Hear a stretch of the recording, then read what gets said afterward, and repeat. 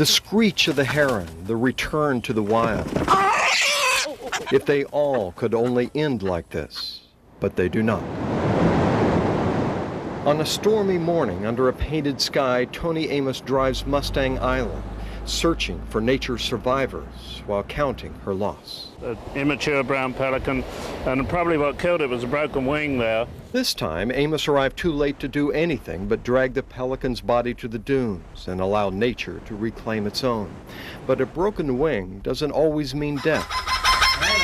Goofy we've had the longest. He was a baby, and now he's going into his adult plumage. He's missing a wing. 2 years we've had Goofy.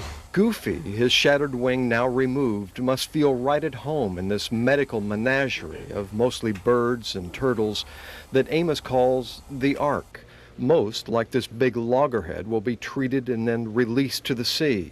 Others, though, pose a growing dilemma. Notice the missing front flipper. Amos has had this loggerhead since he was just a little guy. He was about this big. He's always been reluctant to release him, fearing that he would be doing little more than feeding him to the sharks. But now there are so many more like him. This hawksbill, for instance, which washed ashore, was released and then washed ashore again. So he's back for a second stay. And probably a permanent stay now. Tony Amos began saving animals, if not 2 by 2, certainly in small numbers. But those numbers have grown, and now the Ark is full.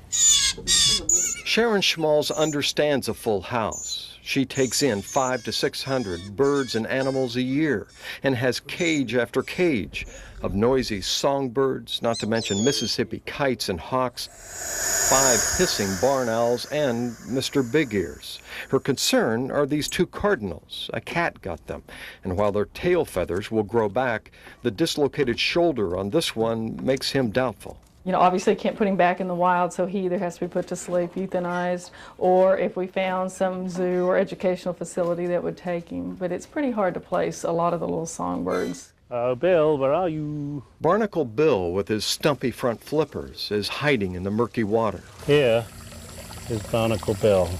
Tony Amos found him 2 years ago, covered with barnacles, starving and near death without his flippers. Both of these limbs seem to have really straight cuts on them. They had the look of knife cuts, perhaps intentional. I would say that that's a possibility, yes. Which makes Barnacle Bill maybe not the perfect specimen a zoo or aquarium would like. It also makes Bill a problem. Well, I'm not going to put him down, I assure you that. We will find a place. We'll find a place. Ready, guy? The best place, of course, is the wild. Ooh, he's ready. She calls this red-tailed hawk her miracle bird, for it came to her blind and lifeless and was nearly put to sleep. Instead, he was revived, and yes, if only they could all end like this. Dan Locke, 11 Up Close.